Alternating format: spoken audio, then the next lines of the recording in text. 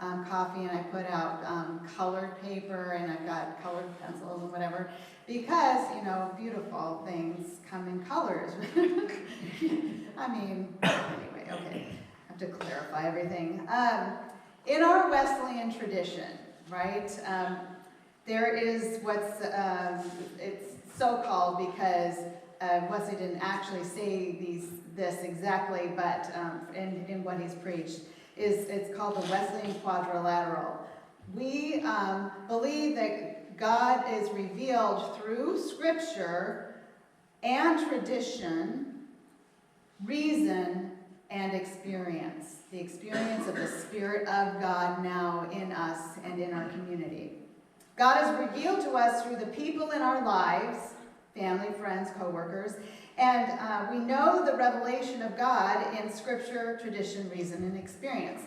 The canon of Scripture wasn't even compiled or reduced until several hundred years after Jesus' life and death and resurrection. So it's only one piece. It's not like it was actually right there at that time when we have the exact same words here.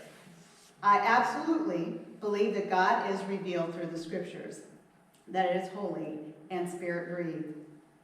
But the Scripture is not God.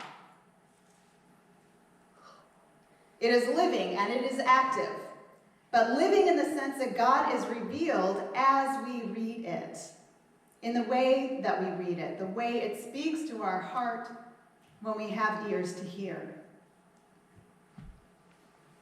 What was previously lost is now found, our hearts. I wonder if the idea of changing our perspective on a matter which previously we considered sinful, surely they're going to hell for that, whatever it is, we might feel something like the sibling to the prodigal son. You see, the sin of the prodigal son was not that he spent all his money, that he drank too much or ate more than he needed. It wasn't even that he had sex with multiple women. The sin of the prodigal son was that he thought he didn't need anyone else, or that anyone else counted on him. The prodigal son thought that all he needed was a bunch of money and to find all the ways he could be entertained or feel good to live a full life. When he found out it was hollow, that those who were his friends when he was the life of the party but tossed him aside like grain for the pigs, he came to his senses and knew exactly where he belonged. And because what God calls sin has nothing to do with whatever thing a person does and everything to do with being in right relationship. And those are the things we do to get out of right relationship with one another. But that is the sin, not being in right relationship with one another and God. The dutiful son, doing all the right things, became indignant. When the dutiful son forgets he has nothing to do with the things we do, per se, he becomes just as much the sinner as his brother. Not until he recognizes why he stays what actually does belong to him, belonging itself, for one, and all the rights of an heir, then he too is reconciled with the Father. When we let go of what we call sin, and it's not our duty to do so, instead of becoming indignant at the thought that, wow, women who wear men's clothing are not actually going to hell, because that's also in the same scriptures in Leviticus, or whatever we took out of context from the Bible. It's a good thing because I'm wearing pants right now. Weaving wool and linen together. That was an abomination to God. Women wearing braids or jewelry. Moving past the thought, well, I never did those things. I worked so hard not to do them, but now I have to believe it's actually okay. As soon as we move beyond that and really search Scripture for God's heart on the matter, it is possible to see God working in and through that other person, whoever that person is, for whatever reason. If we are more concerned about being right with God and with each other, our eyes see so much more. Instead of looking at a cornfield, and anything other than corn must be deracinated because it's a cornfield after all.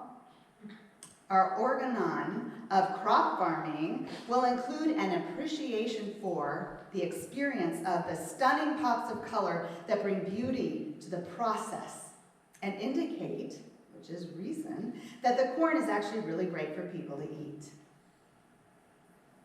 God's revelation speaks to us. Jesus in Mark 12 refers to the Deuteronomy 6 of the greatest law, the one that sums everything up. Shema, listen, hear. Hear, O Israel, hear everybody. God is God, and love God with everything. And the second, love your neighbor as yourself. God says, listen, hear, because that is how we love. Listen to each other, not just the ones who on the surface believe exactly as you do or with whom you feel comfortable. Listen. They have the Spirit of God in them too. They represent the divine. They are image bearers of God. Love God with everything and love everyone else. No other commandment is greater than these. Scripture says that too. The prayer attributed to St. Francis of Assisi, Lord, make me an instrument of peace. I'll read it when we're down around coffee because y'all need to be woken up. Because it's beautiful, and that's my prayer for us, that we are instruments of peace, ministers of reconciliation to this world.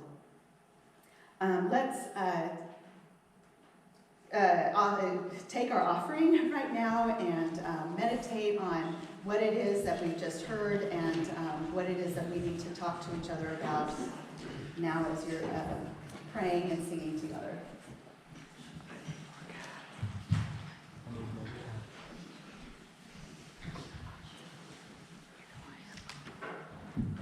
Oh.